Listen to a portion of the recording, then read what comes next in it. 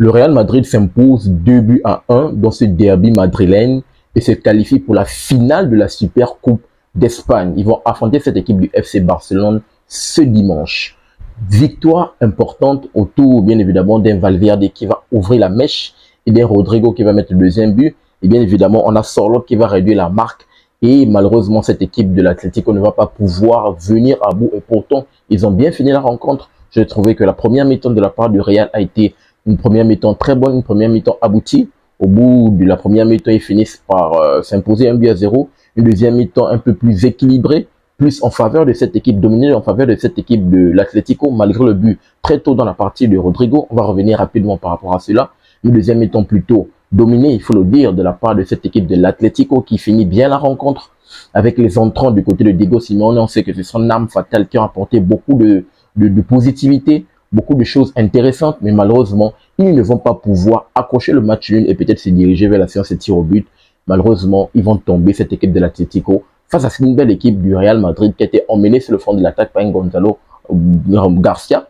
Pour ma part, si je commence par parler d'abord des individualités qui étaient très mauvaises, je les trouvais très mauvais, pas bon, pas en jambes, surtout en deuxième mi-temps, dont certains choix, c'était plus compliqué pour lui. Dans un match qui est électrique, bien sûr, à l'image d'un derby entre l'équipe madrilène, on a pu rencontrer en deuxième mi-temps la tension, la grosse tension lorsque Vinicius est sorti avec Diego Simeone. Je sais pas qu'est-ce qu'il racontait. Pour dire, il faisait le geste du public en temps. Et bien évidemment, ça fait sortir les gants Vinicius qui voulait bien évidemment en découdre. On l'a attrapé, les deux. L'arbitre a donné les cartons jaunes de part et d'autre à Diego Simeone et puis à Vinicius. Donc, un match très électrique entre les deux qui va bien évidemment lancer les débats. Il faut le dire, le Real rentre bien dans la partie au bout de 2 minutes de jeu, coup franc. Coup franc et c'est Valverde qui va nous mettre un missile. Mais le missile de Valverde est incroyable. Le missile de Valverde qui va te mettre là, oh putain, une frappe qui va se loger dans la lucarne et malheureusement, bien évidemment, Yann Oblak ne peut rien faire. Et cette équipe du Real, quand même, il faut le dire, la défense, Rudiger et puis Asensio, ça a été compliqué. Ça a été compliqué, surtout en deuxième mi-temps, une équipe du Real qui a pris sur le Doran, une équipe du Real qui pouvait un peu faire mieux, se mettre un peu à l'abri parce qu'elle a quand même pu avoir des occasions un peu enchaînées, mais ça a été également un peu plus compliqué. Donc une équipe du Real qui rentre bien dans la première mi-temps, qui boucle la première mi-temps avec cette victoire, avec en s'imposant.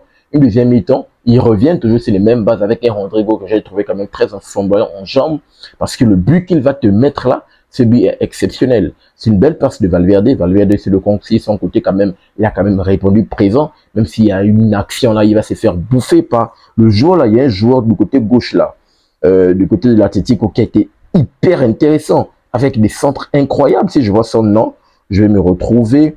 Il s'appelle comment? Si c'est Johnny, je pense peut-être Johnny, hein. Johnny, en tout cas, il était incroyable. Il va avoir une percée là, il va faire le centre sur Griezmann qui va faire le retourné acrobatique. En tout cas, cette équipe de l'Atlético, comme je dis, a bien fini la rencontre. Donc, pour revenir rapidement à Rodrigo, qui a été très en jambes, c'est une belle place de Valverde dans le bon tempo. Il va avoir l'enchaînement. Malheureusement, le Normand ne peut pas l'arrêter. Petit contrôle, il s'en mène le ballon pour venir ajuster Yann Oblak et faire 2 buts à 0. Ce deuxième but est important parce que ce deuxième but va mettre cette équipe de Real à l'abri.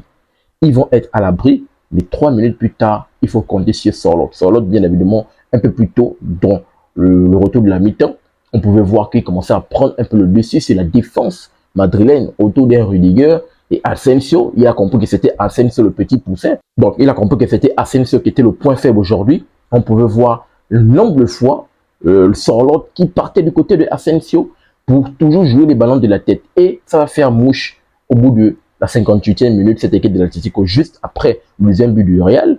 Le Real qui va un peu essayer de faire le Doran. Forcément, dans ce temps fort qu'ils ont pu avoir, ils vont un peu sombrer.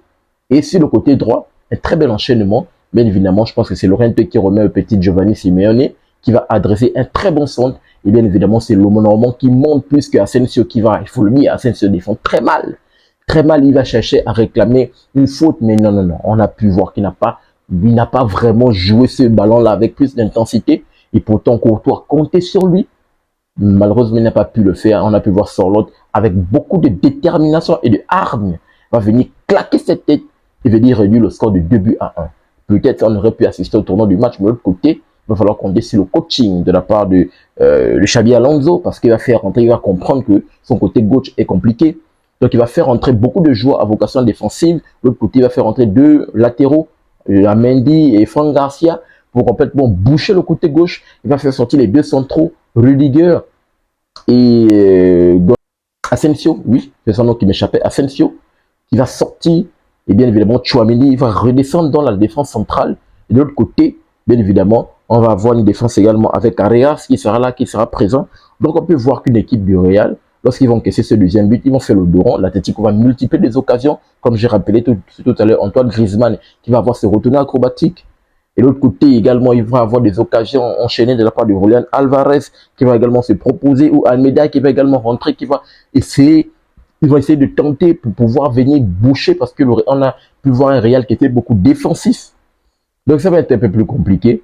Et bien évidemment, les joueurs qui va laisser, je t'ai rappelé que Xabi Alonso, les joueurs qui va laisser sur le terrain, il finit avec un 4-4-2. Les joueurs qui restent, ce sont des joueurs qui sont beaucoup donnés, qui ont beaucoup couru, qui ont beaucoup enchaîné. Et un Real qui était vraiment poussif en deuxième mi-temps, c'était un peu plus compliqué. Si l'Atlético mettait le but, vraiment, c'était pas un scandale tellement ils ont mieux fini la rencontre. Mais le Real a su faire le devant pour aller chercher cette victoire. Et bien évidemment, qui permet à ce que SE qualifie pour la finale et rejoint le FC Barcelone, qui a bien évidemment fait une manita hier, le manita exceptionnel face à l'Atlético Bilbao.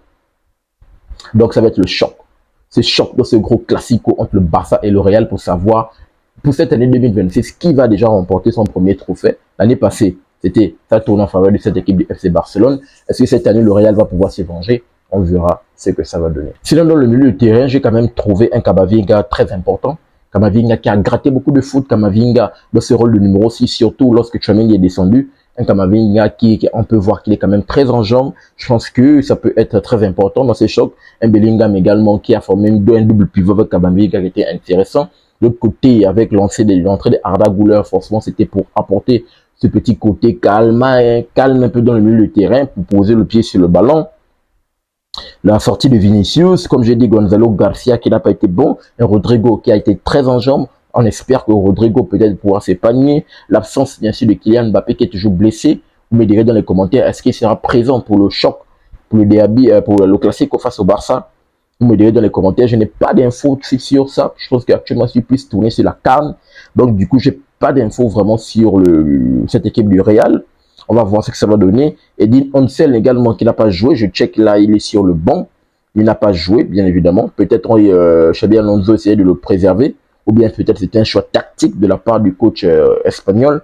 On verra ce que ça va donner avec la rentrée de Dani et Ceballos qui ont quand même apporté ce petit, parce qu'il faut le dire, cette deuxième mi-temps, le Real a su faire le dos rond pour bien évidemment essayer de garder le score 2-1, tellement ils étaient fatigués. Ils avaient hâte que le match puisse finir, bien évidemment. Ils étaient déjà projetés, bien sûr, dans cette finale. Donnez-moi votre retour dans les commentaires. Qu'avez-vous trouvé de ces matchs du côté de cette équipe du Real Madrid? Certaines individualités, si vous voulez revenir par rapport à cela. Je serai très ravi de vous lire dans la rubrique commentaires. N'oubliez pas de vous abonner, de liker et surtout activer la cloche de notification pour ne manquer aucune de mes sorties. Peace. Très bientôt les gars.